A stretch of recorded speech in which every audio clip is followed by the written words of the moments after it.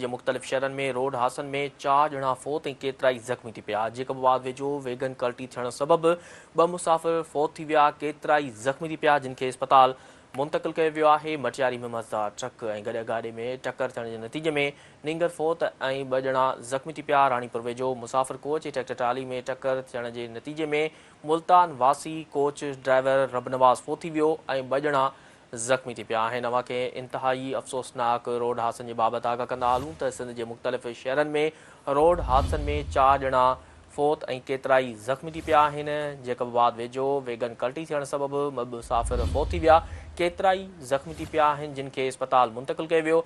मटियारी में मज़दार ट्रक ऐं गॾु गाॾी में टक्कर थियण जे नतीजे में नींगर फ़ौत ऐं 2 ॼणा ज़ख़्मी थी पिया। राणीपुर वेझो मुसाफ़िर कोच ऐं ट्रैक्टर ट्राली में टक्कर जे नतीजे में मुल्तान वासी कोच ड्राइवर रबनवाज़ फ़ौत थी वियो ऐं 2 ॼणा ज़ख़्मी थी पिया। वधीक तफ़सील मालूम कंदासीं। टेलीफोन ते मौजूदु आहे जेकबाबाद खां सिंध TV न्यूज़ रिपोर्टर ज़ैन सरकी। जी ज़ैन, जेकबाबाद वेझो इंतिहाई अफ़सोसनाक हादसो पेश आयो आहे, हिन बाबति आगाह कजो।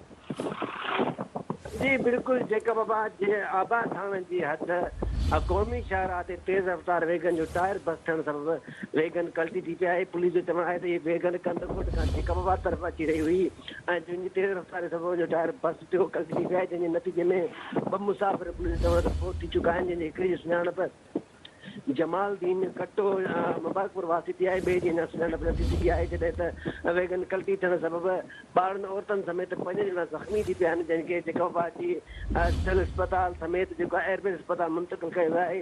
पुलिस जो चवणु आहे त जेके ज़ख़्मी ऐं जेके फ़ौती आहे उनजे वारसनि जी ॻोल्हा जारी आहे, छो त उनजी खीसे में शिनाख़्ती कार्ड न हुजण जे करे ॾुखाई थिए पई। ऐं पुलिस जो चवणु आहे जेके ज़ख़्मी आहिनि उन्हनि जो इलाज ऐं पुलिस छो त असां 112 खे इतला कयोसीं, पर 112 बर वक़्तु न पुगी, तंहिंजे करे ॻोठाणनि ऐं पुलिस गॾिजी करे जेके मुसाफ़िर फाथल आहे वेगन में उनखे कढी करे सिविल अस्पताल पहुचायो आहे ऐं ज़ख़्मियुनि खे बि सिविल अस्पताल पहुचायो आहे, फ़ौतियुनि खे बि सिविल अस्पताल पहुचायो आहे।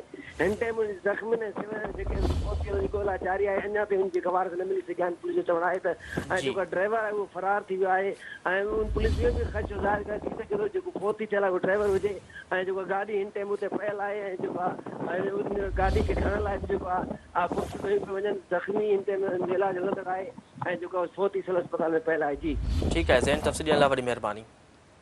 जी नाज़रीन, इंतिहाई अफ़सोसनाक ख़बर खां वाक़िआ करे रहिया आहियूं त जेकबाबाद वेझो वैगन कल्टी थियण सबबि 2 मुसाफ़िर फ़ौत थी विया, केतिराई ज़ख़्मी थी पिया, जिन खे इस्पताल मुंतक़िल कयो वियो। हिन सां गॾोगॾु मटियारी में बि अफ़सोसनाक हादसो पेश आयो आहे त ट्रक ऐं गॾु गाॾी में टक्कर थियण जे नतीजे में नींगर फ़ौत ऐं 2 ॼणा ज़ख़्मी थी पिया आहिनि। राणीपुर वेझो मुसाफ़िर कोच ऐं ट्रैक्टर ट्राली में टक्कर जे नतीजे में मुल्तान वासी कोच ड्राइवर रबनवाज़ फ़ौत थी वियो ऐं 2 ॼणा ज़ख़्मी थी पिया आहिनि। इंतिहाई अफ़सोसनाक रोड हादसनि बाबति अवां खे आगाह करे रहिया आहियूं त जेकबाबाद वेझो वैगन कल्टी थियण सबबि 2 मुसाफ़िर फ़ौत थी विया, केतिराई ज़ख़्मी थी पिया आहिनि, जिन खे इस्पताल मुंतक़िल कयो वियो। मटियारी में मज़दार ट्रक ऐं गॾु गाॾी में टक्कर थियण जे नतीजे में नींगर फ़ौत ऐं 2 ॼणा ज़ख़्मी थी पिया।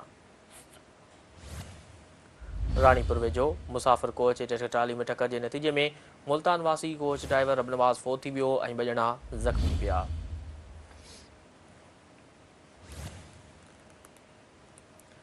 इंतिहाई अफ़सोसनाक रोड हादसनि बाबति अवां खे आगाह करे रहिया आहियूं त जेकबाबाद वेझो वैगन कल्टी थियण सबबि 2 मुसाफ़िर फ़ौत थी विया, केतिराई ज़ख़्मी थी पिया, जिन खे इस्पताल मुंतक़िल कयो वियो।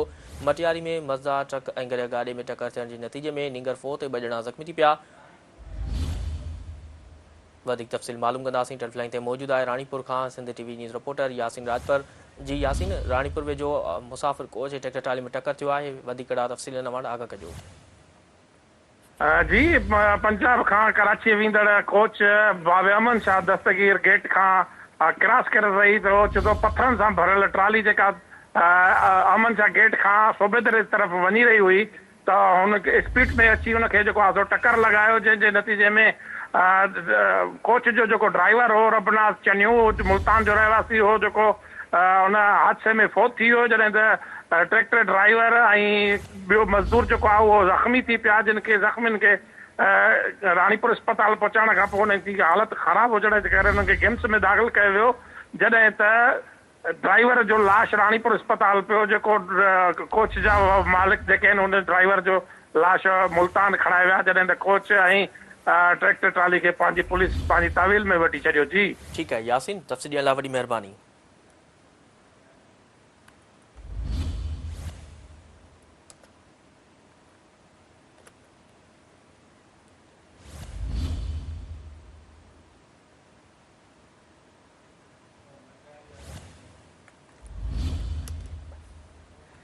जी नाज़रीन, एक दफ़ो ॿीहर मां क्या कर रहे आहियूं त जेको बाद वेझो वेगन कल्टी थियण जे नतीजे में ॿ मुसाफ़िर फ़ौत थी विया आहिनि, केतिरा ई ज़ख़्मी थी पिया, जिन खे अस्पताल मुंतक़िल कयो वियो। मटियारी में मज़दा ट्रक ऐं गॾु गाॾी में टकर थियण जे नतीजे में नींगर फ़ौत ऐं 2 ॼणा ज़ख़्मी थी पिया आहिनि। राणीपुर वेझो मुसाफ़िर कोच ऐं ट्रैक्टर ट्राली में टकर थियण जे नतीजे में मुल्तान वासी कोच ड्राइवर अबनवाज़ फ़ौत थी वियो ऐं 2 ॼणा ज़ख़्मी थी पिया आहिनि। अव्हां खे रोड हादसनि बाबति आगाह करे रहिया आहियूं त जेकबाबाद वेझो वेगन कल्टी थियण सबबि 2 मुसाफ़िर फ़ौत थी विया, केतिरा ई ज़ख़्मी थी पिया, जिन खे अस्पताल मुंतक़िल कयो वियो। वधीक तफ़सील मालूम कंदासीं। टेलीफोन लाइन ते मौजूदु आहे मटियारी खां Sindh TV news reporter Mumtaz Bilal. जी मुमताज़, मटियारी में अफ़सोसनाक हादसो पेश आयो आहे, वधीक तफ़सील नवां आगाह कजो।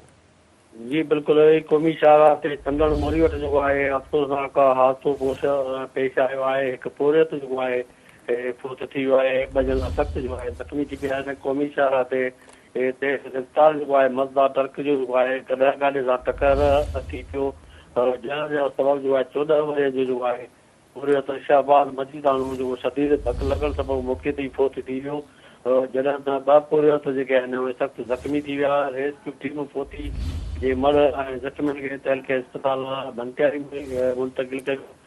पुलिस मूजिबि मज़दा ड्राइवर जेको आहे गाॾी छॾे फरार थी वियो आहे। गाॾी खे जेको आहे तहवील में वरितो वियो आहे। फ़ौती ॻोठ मेमूर जी वसी जो ॿुधायो पियो वञे। ज़रूरी कार्रवाई बैदि जेको आहे लाश जेको आहे वारसनि हवाले कयो वियो आहे ऐं जो ज़ख़्मियुनि खे जेको आहे लम्स हैदराबाद मुंतक़िल कयो वियो आहे। लाश घर ते जेको आहे उचण ते जेको आहे घर में कोहराम मची वियो आहे। जी ठीकु आहे मुमताज़ बलाल, तफ़सील ॾियण लाइ वॾी महिरबानी।